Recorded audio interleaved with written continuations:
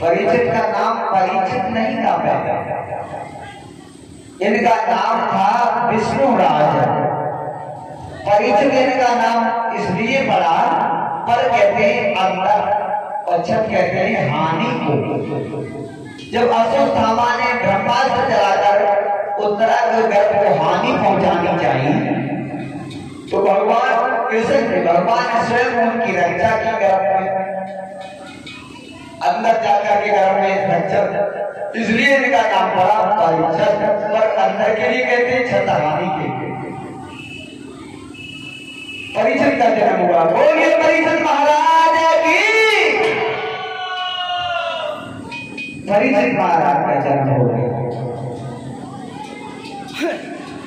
अब आओ इधर देखें, कहाँ होते पहले बासु के घर,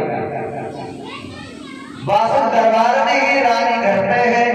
रानी ने भी जन्म दिया, रानी ने भी जन्म दिया, लेकिन लड़का नहीं लड़की पैदा हुई। तो जिसका डर था वही हुआ, जिस बात का डर था वही हुआ। जब बेटी पैदा हो गई, रानी अपने मुंह पकड़ के बैठ गई, रोने लगी, क्या कर रहा हे भगवान, जिसका डर था वही हो गया। क्या कहूँगी महाराज से? अगर महाराज को मालूम पड़ गई कि बेटी पैदा हुई है, तो इसमें जरा भी झूठ नहीं, वो आत्महत्या कर देंगे। और जब पति खत्म हो जाएंगे, भी कहना चाहूंगी, क्योंकि बिना पति की पत्नी अधजला मुर्दा के समान होती है। बिना पति के पत्नी का कोई सम्मान नहीं है दुनिया में। पति की कोई इज्जत नहीं करता, सम्मान नहीं देता। अगर महाराज को मालूम पड़ गई तो ये सच है कि वो अपनी आत्महत्या कर लेंगे। रानी बैठ करके रोने लगी। आए कन्याले रही गोर, आए नागिनी सोची सोच रहे चाहिए।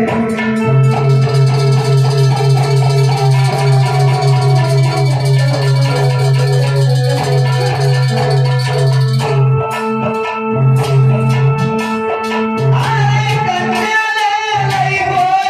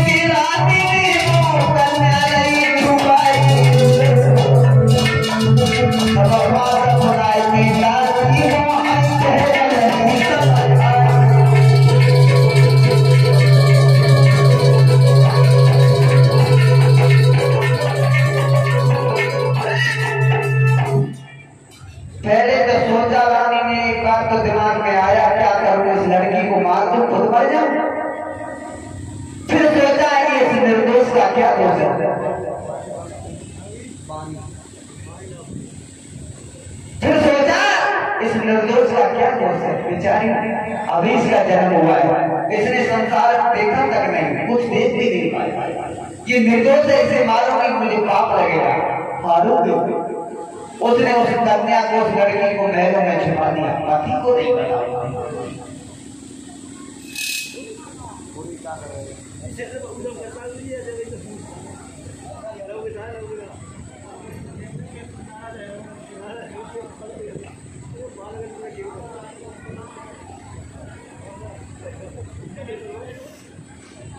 सोचा हम जिसे मारेंगे नहीं, छुपा देंगे महलों। महाराज तो सारे दिन दरबार में रहते, रात को आते, सुबह फिर चले जाते, क्या फर्क पड़ेगा उन्हें, महलों में छुपा के रखेंगे। दासी बुलाई और दासी से बोली, देख दासी, ये बात हमारे तुम्हारे बीच में है कि हमारी लड़की हुई है, आज अगर तीसरे को मालूम पड़ गया, जान से बात तुम्हें समझती है, समझ गए क्यों कि मैं आपकी महारानी। सोच ये बात किसी को मालूम न पड़ जाए, खासकर महाराज को तो बिल्कुल भी नहीं, ये बात हमारे तुम्हारे बीच में है। तुम ऐसा कर, दरबार में चली जा और महाराज से कहना कि महारानी ने बुलवाया है तुम्हें। दरबार में जाके कहना कि महारानी बुलवा रही है। दासी रानी के कहने से दरबार में पहुंची और दरबार में जाकर के जवाब दिया, महाराज माफ कीजिएगा, महारानी ने आपको याद किया है, इसी वक्त आपको चलना होगा। वैसे शाम को आते थे महाराज, जब दोपहर में अगर कोई बात होती थी तो महारानी जब बुलवाती थी, समझ जाते थे घर का कोई गड़बड़ है, तभी बुलवाया है। तुरंत महाराज ने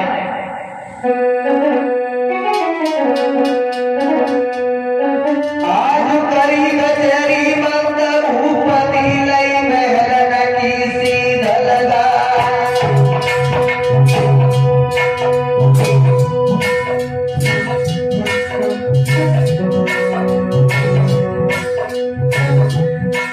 आज करी कचहरी बंद, भूपति लई महलन की सीध लगा।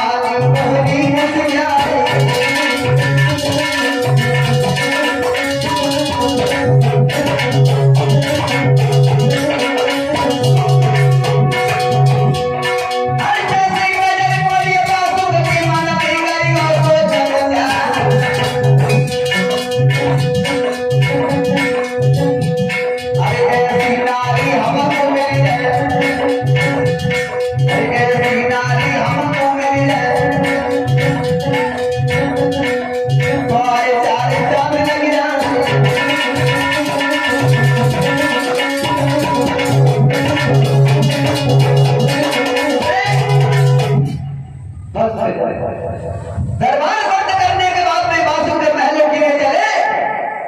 उस दिन ये नवल जिसका नाम था, वो छत पे खड़ी हुई अपने केसों को सुखा रही थी। जो बासु की नजर पड़ी, एकदम से पहुंचा कैसे देखने लगे, ये कौन है? हमारे बहनों पर खड़ी है।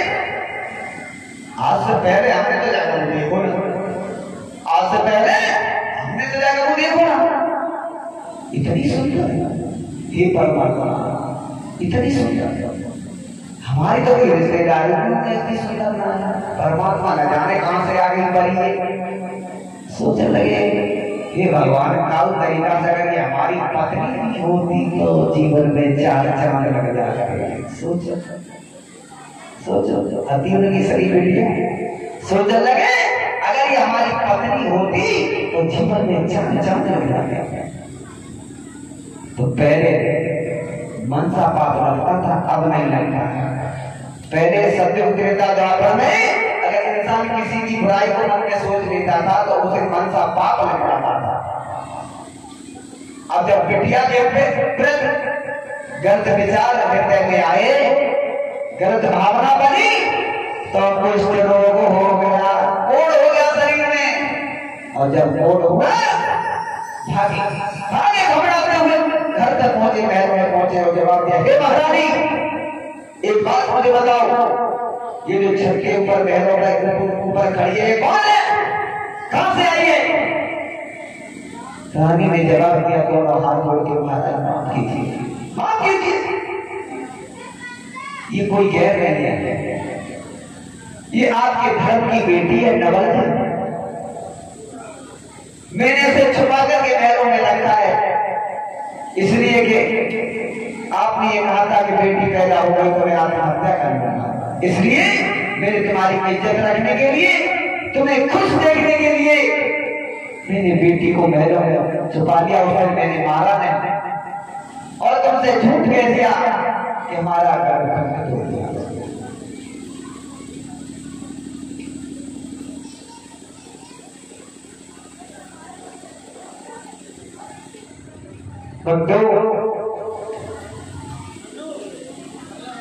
पहली बार जब रानी ने महाराज को बुलाया था, पहली बार जब बुलाया था, जब बेटी पैदा हुई थी तो बताया था कि महाराज मेरा गर्भ खंडित हो गया। तो महाराज बात से उस दिन बड़े खुश हुए थे, बोले कोई बात नहीं महारानी, कोई बात नहीं, ये तो अच्छा हुआ गर्भ खंडित हो गया। तो महाराज बात से उस दिन बड़े खुश हुए थे, लेकिन आज जब मालूम पड़ा कि हमारी रानी ने बात ये छुपाई, हमारी बेटी को हमसे छुपा कर महलों में रखा, हमें नहीं बताया, जवाब दिया महाराज बादशाह ने है महारानी कोई अच्छा नहीं है, सदा सदा के लिए हमारा अर्जुन का बैर बढ़ गया और हम अर्जुन से क्या मुंह दिखाएंगे, मुंह दिखाने लायक नहीं रखा तुमने। उसी समय नवल ने इसके सामने पहुंचे, दोनों हाथ जोड़ के बोले माफ करना बेटी, माफ करना, हमसे भूल हो गई, गलती हो गई, भूल इसलिए हो गई कि हमने तुम्हें कहो देख ही जाना, पहले हमने तुम्हें कहो देखो ना, इसलिए हमारे मन में गलत भावना जागृत हो गई, गलत विचारों से हमने तुम्हें देखा बेटी, उसका नतीजा सामने है, कुछ लोग हो गए, कौन हो गया, गोद में बैठा लिया, लाड़ करने लगे, प्यार करने लगे। नवल से कहने कोई बात नहीं पिताजी, ऐसे भूलता हो ही जाती है, तो क्या टेंशन देखिए टेंशन के बाद याद आ गई मुझे, टेंशन कहते हैं लोग, क्या मुझे अभी बहुत टेंशन है, मुझे बहुत बड़ी टेंशन है मेरे अंदर, कहते हैं टेंशन, टेंशन का मतलब नहीं जानते हो, टेंशन क्या क्या होता है, टेंशन, टेन को हिंदी में क्या कहते हैं, टेन को हिंदी में क्या कहते हैं, 10 हिंदी में 10 बोलते हैं टेन को, और सन माने क्या होगा, सूरज, टेन माने 10, सन माने सूरज, टेंशन क्या हुआ, 10 सूरज पाले बैठे होता शरीर में, एक सूरज की गर्मी देख रहे हो कैसे रचाई फट रही है, और तुम बताओ 10 सूरज अपने अंदर रखोगे, टेंशन रखोगे तो बताओ शरीर फटेगा क्या होगा, क्या होगा शरीर का, एक सूरज की गर्मी सहन नहीं हो रही और तुम्हारे हाथ 10 सूरज टेंशन, बताओ कहां तक शरीर झेलेगा? जवाब दिया पिताजी तुम चिंता नहीं करो, मैं ये तुम्हारा ये कुछ रोग ठीक कर दूंगी। बोले कैसे? बोले अर्जुन के यहाँ जो अमृत का कुआ है ना, अमृत का कुंड, अभी जा रही हूँ अमृत लेके आऊंगी और तुम्हारे शरीर का छिड़कूंगी, तुम्हारा शरीर फिर से स्वस्थ हो जाएगा, निरोग हो जाओगे तुम। बात तुमने जवाब दिया नहीं बेटी माफ करना, तुम वहां नहीं जाओगे। क्यों नहीं जाओगी? जवाब दिया वहां पर वो अर्जुन के पुत्र जो है, अर्जुन के नाती परीक्षित पहरा देते हैं, अगर तुम वहां गई तो परीक्षित आने नहीं देगा तुम्हें, इसलिए तुम माना जाओ, मान जाओ। बेगा बात है, घमंड में चकना चूत बोली पिताजी तक घबरा में तुम्हें आ गया। बोली बिल्कुल नहीं बेटी तुम आ जाओ।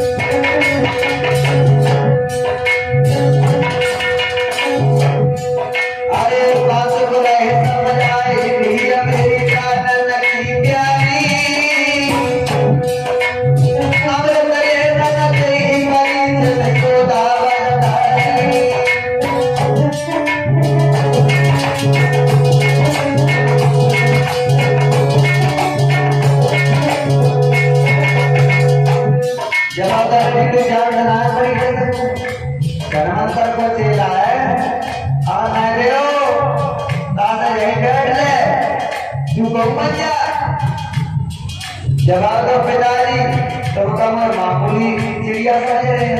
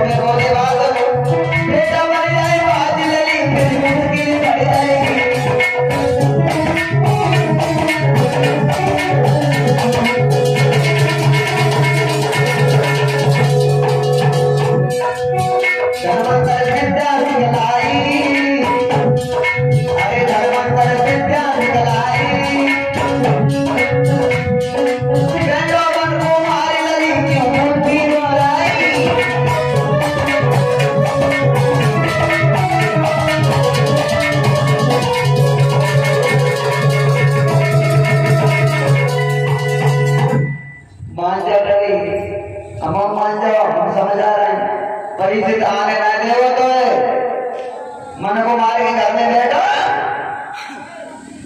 जवाब तो बताइए घबरा गए, हमें तुम्हारी बातें अच्छी थोड़ी लगती, हमें कहा तो मामूली चिड़िया समझ रहे, मैं ऐसे यहाँ आ जाऊंगा, मैं भी किसी से कम नहीं हूं। नहीं चली और चली तो कैसे चली, ब्रज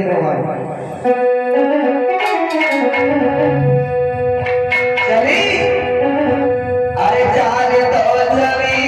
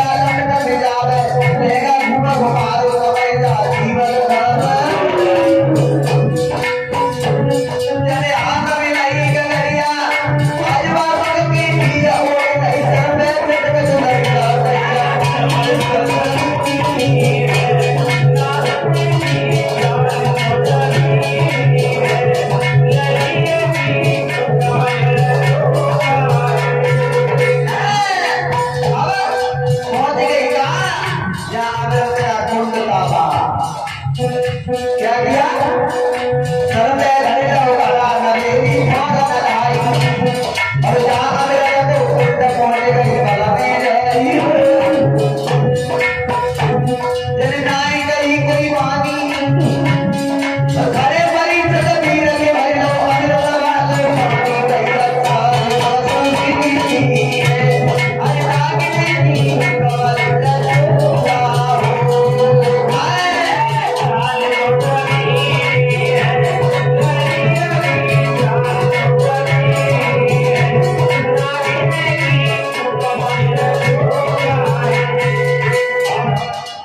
पहुंच गए जहाँ अमृत का कुंड था सर पे गड़ा रखे लो पहुंच गए परी से थोड़ी दूर पे खड़े थे पहरा ले रहे थे परी से पहरा ले रहे थे जहाँ पूछी कची न कौना पूछी चुपचाप गड़ा उठाओ लो असर पे रख के ऐसी चली परी से ने आवाज लगाई खड़ी है यार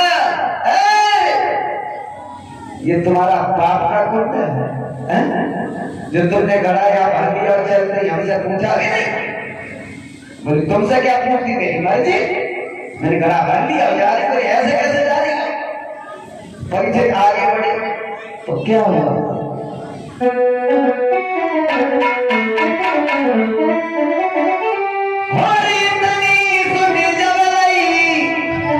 नागिनी भाई नजर लगाई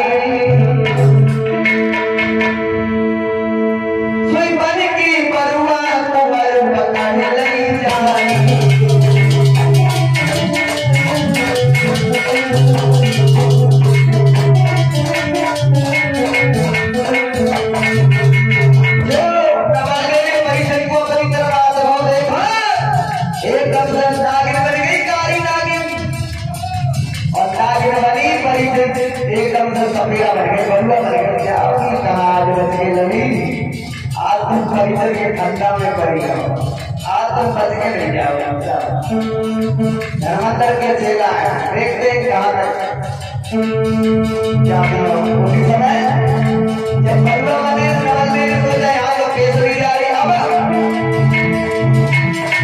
पक्षी बने उड़ी गई स्वर्ग में रही लगा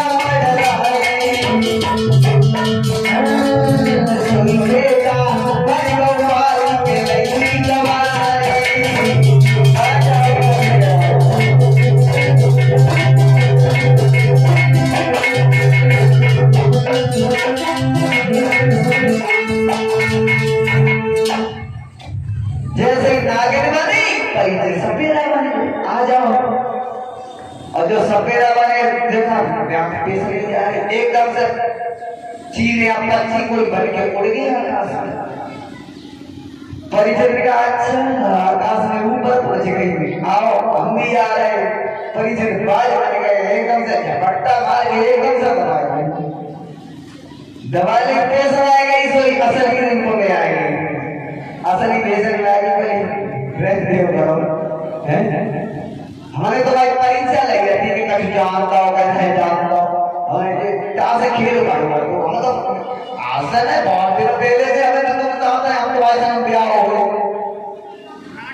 हाँ नाटक कर रहे थे वैसे मुझे कभी जानता हो कि नहीं जानता हो ताकि परीक्षा लग जाती है हमारी हम तो बहुत दिनों से जानते हैं कि भाई संग ब्याह हो लेकिन एक थोड़ी सी बात है परिचय बोले क्या बोले ऐसे हो है जी अमृत को बनाया ना हमारे पिताजी का कुष्ठ रोग हो गया है अभ्यास सही नहीं वो बताऊं अभ्यास जाके बस यही आ रहे हैं हमारे पास में परिचय बोले बातें बनाए वो पेट में से आ रही जल्दी हाँ हमें चक्कर चला रही है अरे हमें क्यों कहा विश्वास है आई ना आई हम नहीं भैया जाने देंगे हमें ना करो तो नवल्ले कहने लगी देखो विश्वास तो करना पड़ेगा घबराओ नहीं कि अमृत दे कि अमृत का गाना कि अमृत दे अरे तब भी तेरे अमृत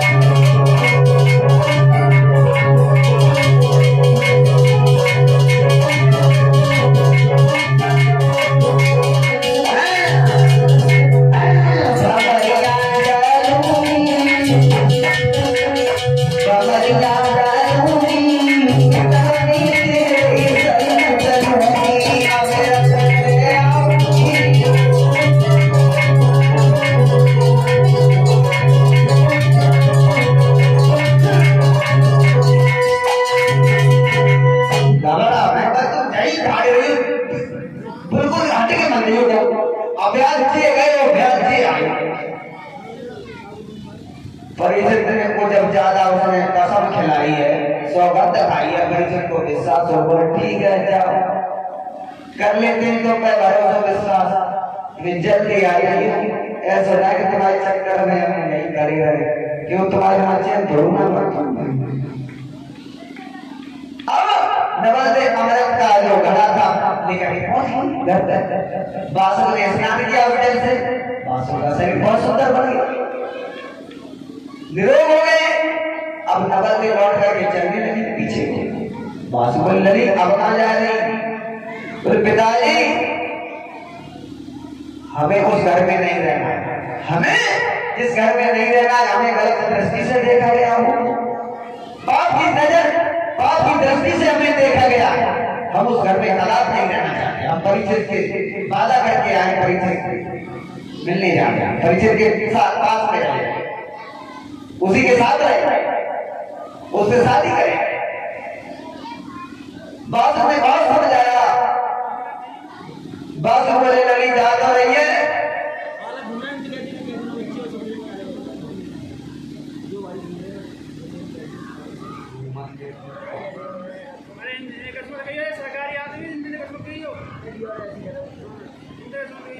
जवाब लड़ी जा तो रही है, लेकिन एक बात का ध्यान रखना, मैं कभी तो ये सुख की नींद सोने नहीं दूंगा, कभी सुख चैन से रहने नहीं दूंगा। कोई पिताई तुम्हारे मन में जो आए वो करता रही हो, मतलब चलिए सीधी निकल गई, बात देखते रहे, पहुंच गई परिचित बहुत खुश हुए, अरे वाह बाजा की तो बहुत पक्की निकली।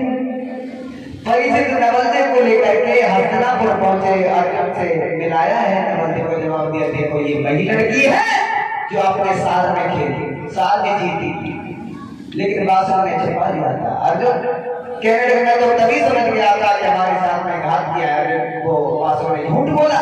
बड़ी धूमधाम के साथ में परिचित का नवलदेव का विवाह हुआ। बोलिए नवलदेव भैया की, बोलिए परिचित महाराज की। इस तरह से महाराज परिचित का नवलदेव के साथ में विवाह हुआ। अब आओ आगे देखें, विवाह कराने के बाद में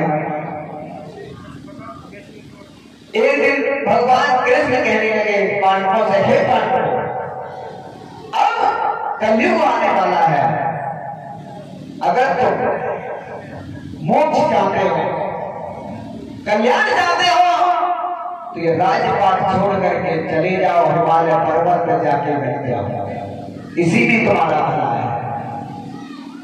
उसी समय पांचों पांडवों ने महाराज परिचित को हस्तिनापुर का राजा बनाया, उनका राज्य तिलक किया, और राज्य सौंपने के बाद में ये हिमालय पर्वत के लिए प्रस्थान करते हैं, तपस्या करते हैं। इधर जब महाराज परिचित राजा बन गए और इधर जब ये हिमालय के लिए चले पांडव, तो वो समय कौन सा था मालूम? ये चौथे चरण की बात है। जब पांडव हिमालय के लिए गए, वो चौथे चरण की बात है, चौथा चरण चल रहा था। उस समय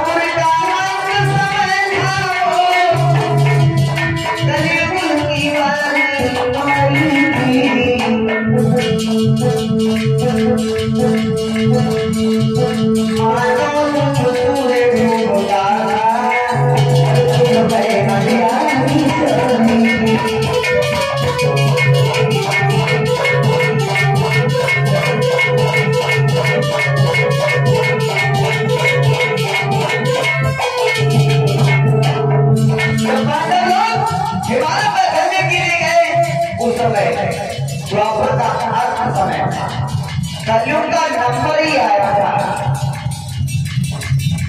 बाबा जन्म ले रहे थे, पुण्य धर्म नष्ट हो रहे थे।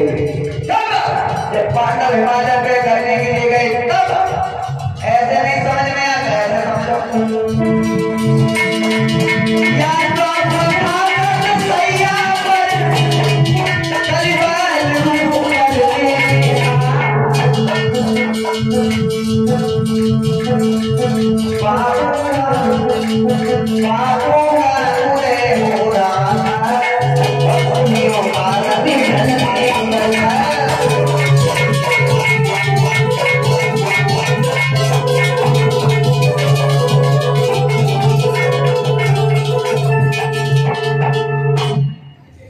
जब पांडव हिमालय में करने के लिए गए था, द्वापर का अंत समय था, कलयुग का नंबर ही आया था। या फिर ऐसे समझिए कि ये जो द्वापर युग था, ये मृत सैया पर पड़ा हुआ था, मृत सैया पर पड़ा हुआ था, और कलयुग बालक के रूप में पलने में खेल रहा था। तब जब पांडव लोग हिमालय के लिए गए, तब हो गया कलयुग का जन्म। अब धीरे धीरे समय गुजरता चला गया, तो राजाओं का स्वभाव होता है शिकार खेलने का। महाराज परीक्षित के मन में आया कि चलो आज शिकार खेलने के लिए चलते वन में, जंगल में। नौकरों को साथ लिया और चल दी शिकार खेलने के लिए। इधर उधर जा रहे, घूम रहे, परीक्षित बात, लेकिन हुआ क्या? वहां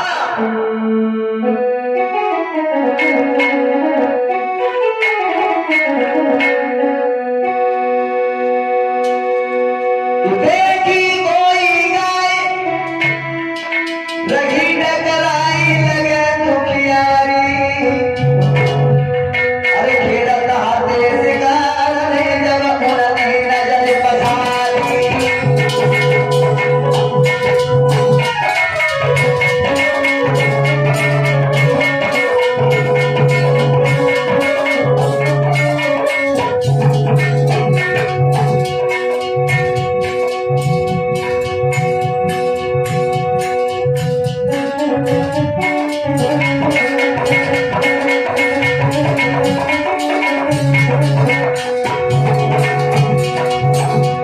देखा महाराज परीक्षित ने सामने से गाय आ रही है, जो बेचारी घबराई हुई है, बड़ी परेशान है, रमा रही है, और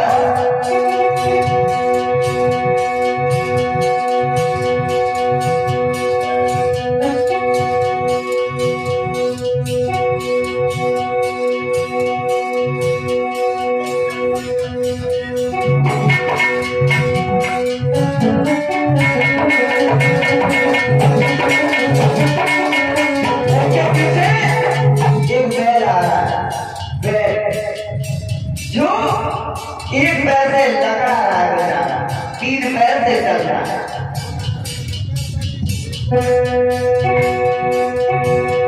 जब डर रहेगा पत्थर ही रहेगा, तो फिर पी रहेगा पीछे आए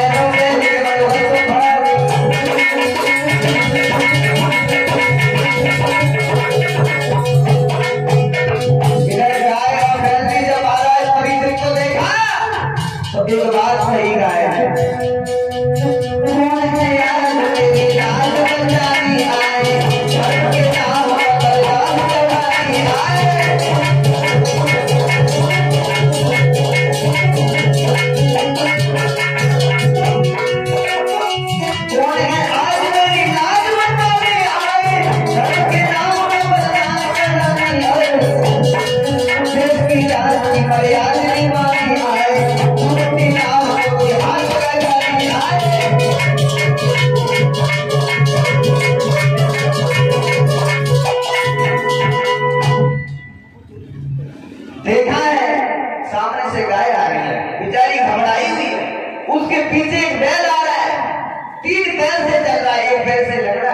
लगड़ा रहा है, टूटा हुआ है।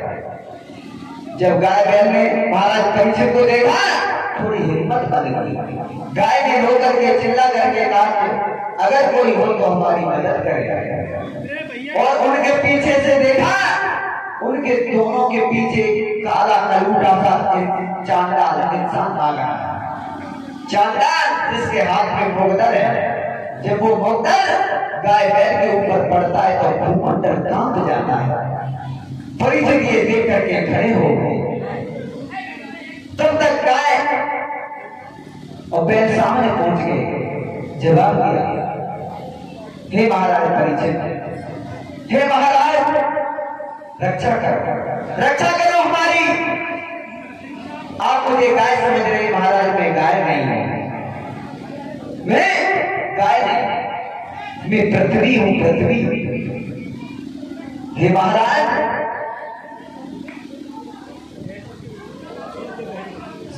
पृथ्वी पर दूधी सृष्टि बढ़ जाए, मैं तर्क की शंका नहीं करती, लेकिन ये जो मेरे सामने खड़ा है,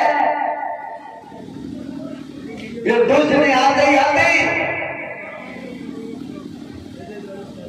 हे महाराज इसके पापों के बोझों से मैं दबी जा रही हूं, इसके पापों के बोझों से मैं दबी जा रही हूं, हमारी रक्षा कर। उसी समय जो बैल था वो आगे बढ़ा, जो धर्म बैल के रूप में धर्म आगे बढ़े और जवाब दिया, हे महाराज मैं बैल नहीं हूं। जवाब दिया, मैं साक्षात धर्म हूं महाराज। सतयुग में मेरे 20 शरण थे, 20 शरण थे। तब मैं तीनों लोगों में व्यापक था, हर इंसान के हृदय में। त्रेता में 16 ही चल रहे, लेकिन फिर भी कोई चिंता नहीं। और द्वापर में 12 ही दंड बचे, लेकिन फिर भी थोड़ा सा दर्द दिखाई देता था, जो तो करके गुजर चलाता रहा। लेकिन ये जो सामने खड़ा है कलयुग, इसने आते ही आते मेरे सारे पैरों को तोड़ डाला। और हे महाराज पृथ्वी को नीचे दबा दिया, हमारे पैरों को तोड़ डाला। अब हम देश की क्या रक्षा कर सकते हैं, इसलिए हम इस संसार को छोड़ के जा रहे हैं। वैसे एक बात बताऊं, सत्युग में इंसान की उम्र कितनी थी मालूम है? संसार में इंसान की उम्र कितनी थी, कितने साल तक जीता था? 10 लाख, बस 10 लाख। बताओ, लगाओ हिसाब। 10 लाख तक इंसान जीता था। तब इंसान के पास में समय था, समय। अब तो गाँव जो घर पास समय नहीं, क्या कहें भैया स्टामिना, मरने तक का टाइम नहीं है। मरने का तक टाइम है, लेकिन मरने के लिए टाइम नहीं निकालना पड़ेगा, वो तो खुद निकल आता है। तो पहले इंसान जीता था 10 लाख साल, 10 लाख वर्ष तक। फिर त्रेता में एक जीरो घट गया, 1 लाख तक, 1 लाख साल तक जीने लगा इंसान। 1 जीरो घट गया, 1 लाख हो गया, 1 लाख तक जीता था। द्वापर में आते आते 1 जीरो और घट गया। अब कितना हो गया? 10,000।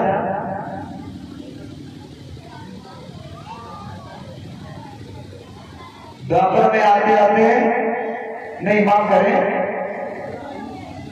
सत्युग में जीता था 1 लाख साल तक। भूल हो गई, वो तो हर किसी से हो जाते हैं।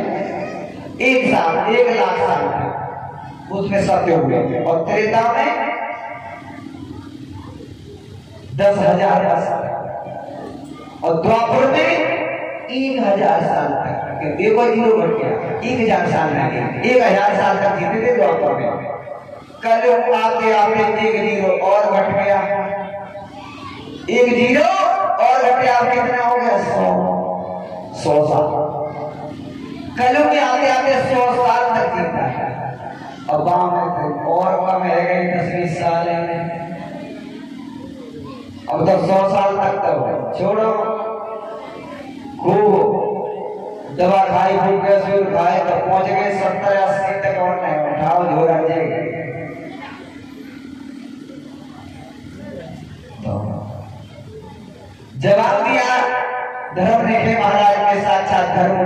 परीक्षा करो और क्या करें।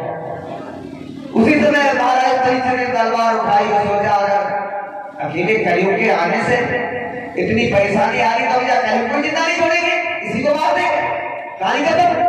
जो तलवार लेकर के आगे बढ़े कलयुग ने दोनों हाथ जोड़ लिए, महाराज मेरी बात तो सुनो, मार दियो। आप यहाँ के राजा हैं, महाराज ने भगवान ने तुम्हें ये तलवार दी है, आप अच्छे बुरे का फैसला कर सकते हो, लेकिन मेरी एक बात सुन लो। बताओ जवाब क्या महाराज? वैसे एक बात है, हर इंसान को अपनी भलाई और दूसरे की बुराई दिखाई देते हैं।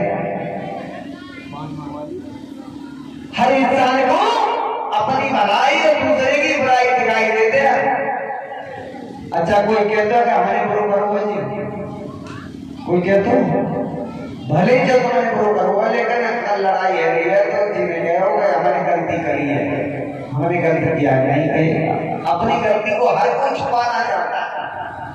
जवाब दिया महाराज, हर इंसान को अपनी भलाई दूसरे की बुराई दिखाई देती है, लेकिन महाराज में बुरा नहीं है। ये दोस्त हर किसी ने लगाया, ये दोस्त हर किसी ने लगाया कि कस्तूरी में दोस्त जो रंग नहीं लाई है, और सोना में है दोस्त जो सुगंध नहीं लाओ है। कस्तूरी में दोस्त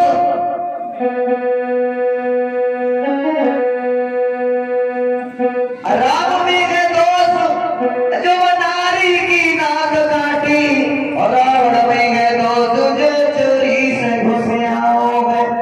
अहिल्या में दोस्त जो इंद्र के संग भोग किया, और इंद्र में है दोस्त जो चोरी से घुस आओ है। अरे महाराज फिर तुम काहे को पागल बने, एक एक दोस्त हर के सब ही में लगाओ है। महाराज ऐसी दुनिया में कोई चीज ना जावे गुड़ और अवगुण दोनों ना हो, ऐसी दुनिया में कोई चीज ना जावे गुड़ और अवगुण ये दोनों ना। महान एक बात है, काऊ में गुड़ ज्यादा है तो काऊ में अवगुण ज्यादा है, काऊ में गुड़ ज्यादा है तो काऊ में अवगुण ज्यादा है, बस ये तो बढ़ गए। लेकिन है सब में गुड़ और अवगुण, हाँ साफ कोई नहीं है। महाराज सच तो ये है कि मैं किसरी हूं और अमृत भी हूं, मैं जहर भी हूं और अमृत भी हूं। जो लोग अच्छे, जो शील स्वभाव के, जिनके हृदय में सद्भावना है, लोगों के प्रति प्रेम है, उनके लिए तो मैं अमृत हूं। और जो लोग बुरे के बुरा काम करने के बाद दोष मुंह पर लगाते, जो लोगों को सताते, उनके लिए तो मैं जहर हूं। और एक और बात है, भला लोगों ने मुझे बुरा कैसे समझ लिया। मैं आज तक किसी से ये कहने नहीं गया कि तुम उल्टे चलाओ, सीधे ना चलाओ।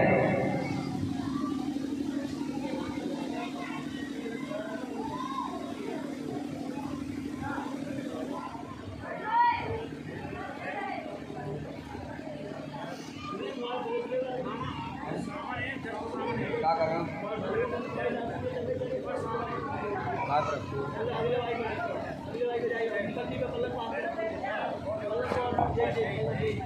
चल रहा